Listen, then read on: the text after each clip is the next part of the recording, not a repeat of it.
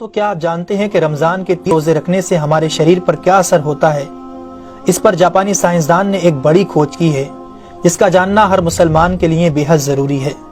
جاپانی بائیولوجسٹ یوشونوری اشومی ایک سائنسدان ہے جن کو 2016 میں میڈیسن پر نوبل پرائز دیا گیا۔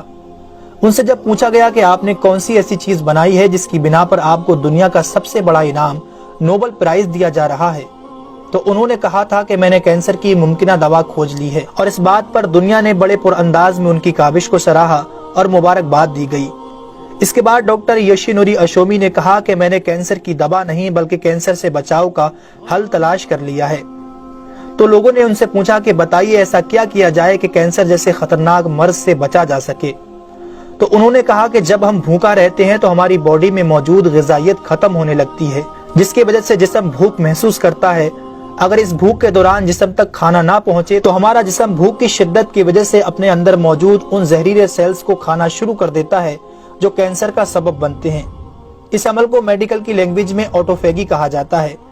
اگر آپ چاہتے ہیں کہ آپ کا جسم ایسے بیمار سیل سے پاک ہو تو آپ کو بھوکا رہنا چاہیے۔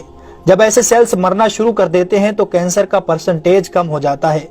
اس کے بعد جاپانی سائنسدان سے پوچھا گیا کہ انسان کو سال بھر میں کتنے دن بھوکا رہنا چاہیے کہ اس میں کینسر نہ پایا جائے؟ تو انہوں نے کہا کہ اگر 20 سے 25 دن کم سے کم اور 9 سے 10 گھنٹے بھوکا رہا جائے تو اس کی باڈی ایسے تمام زہریلے سیلز کو کھا جائے گی اور اس میں کینسر نہیں ہوگا۔ اے میرے پیارے رب کریم، آج ہمیں سمجھ آیا کہ مومن پر روزے کیوں فرض کیے گئے، اور آج مجھے اس احادیث پاک کی بھی سمجھ آ گئی جس میں آپ صلی اللہ علیہ وسلم نے فرمایا کہ ہر شے کی زکوٰۃ ہے اور جسم کی زکوٰۃ روزہ ہے۔ سبحان اللہ! میں قربان جاؤں ایسے سچے دین پر جس نے عبادت کے اندر بھی بیماریوں کا علاج رکھا ہے۔ دوستو، اسلام وہ دین فطرت ہے جو زندگی کے ہر شعبے میں راہ اعتدال کی تعلیم دیتا ہے۔ اس لیے آج نہ صرف مغرب میں زیادہ کھانے کو ناپسند کیا جاتا ہے بلکہ اسے انسانی صحت کے لیے بھی نقصان دہ سمجھا جاتا ہے۔ اللہ تعالیٰ نے اپنے پیارے محبوب حضرت محمد صلی اللہ علیہ وسلم پر وحی نازل فرمائی، کھاؤ پیو اور حد سے نہ بڑھو، بے شک وہ حد سے بڑھنے والوں کو پسند نہیں فرماتا۔ اس کے علاوہ حضرت ابو ہریرہ رضی اللہ تعالیٰ عنہ سے روایت ہے کہ رسول اکرم صلی اللہ علیہ وسلم نے ارشاد فرمایا، کھاؤ پیو اور پہنو اور خیرات کرو بغیر فضول خرچی اور تکبر کیے۔ دوستو، انسان کو کھانے کی صرف تھوڑی سی مقدار کی ضرورت ہے جو انسانی جسم میں توانائی پیدا کر سکے، جتنی توانائی انسانی زندگی کے لیے ضروری ہے، اور جس سے اس کی صحت اچھی رہے اور وہ اپنی روزمرہ کی ذمہ داریاں پوری کر سکے۔ انسانی جسم کو جتنا کھانے کی ضرورت ہے اس سے زیادہ جسم میں داخل ہونے والا کھانا چربی بن جاتا ہے، جس کی وجہ سے انسان کا جسم بڑھ جاتا ہے، اس کی رفتار سست ہو جاتی ہے اور وہ بہت زیادہ تھکن محسوس کرنے لگتا ہے۔ اس کے علاوہ انسانی جسم بہت سے امراض کا شکار بھی ہو جاتا ہے۔ اسی لیے اللہ تعالیٰ نے روزے فرض کیے تاکہ 11 مہینوں کے دوران کھانے پینے کی بے احتیاطی کا ازالہ ہو سکے۔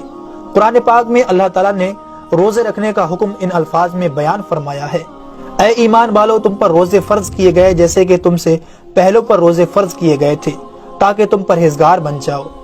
دوستو، قرآن مجید میں بیمار اور مسافر کے لیے روزے مؤخر کرنے اور جو روزہ نہ رکھ سکے ان کے لیے فدیہ ادا کرنے کا حکم دیا ہے۔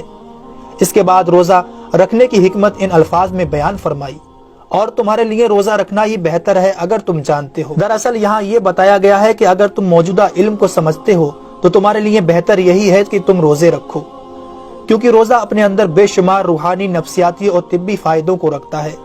روزے کی طبی افادیت کی طرف نہایت مختصر مگر جامع اشارہ نبی اکرم صلی اللہ علیہ وسلم نے ان الفاظوں میں بیان فرمایا، روزے رکھو تندرست ہو جاؤ۔ اللہ رب العالمین ہم سب کو اس مہینے میں زیادہ سے زیادہ نیکیاں کرنے اور سارے روزے رکھنے کی توفیق عطا فرمائے۔ آمین ثم آمین۔